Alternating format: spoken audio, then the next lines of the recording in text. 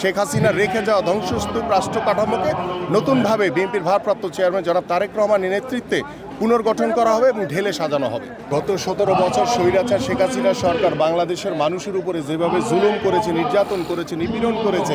আমাদের বিএনপি নেতা কর্মীদের বিরুদ্ধে যেভাবে মিথ্যা মামলা দিয়েছে,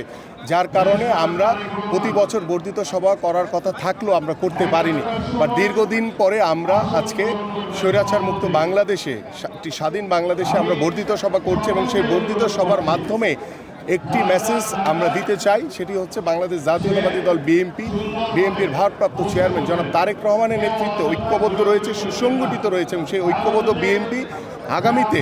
একটি সুন্দর সমাজ গড়ার লক্ষ্য নিয়ে, একটি সমৃদ্ধশালী বাংলাদেশ গড়ার লক্ষ্য নিয়ে কাজ করে যাবে। পাশাপাশি বাংলাদেশের মানুষের যে বহুল প্রত্যাশিত চাওয়া যে একটি অবাধ সুষ্ঠু নির্বাচন, সেই নির্বাচন আমরা চাই যে অন্তর্বর্তীকালীন সরকার দ্রুত সময়ের ভিতরে বাংলাদেশের জাতীয় সংসদ,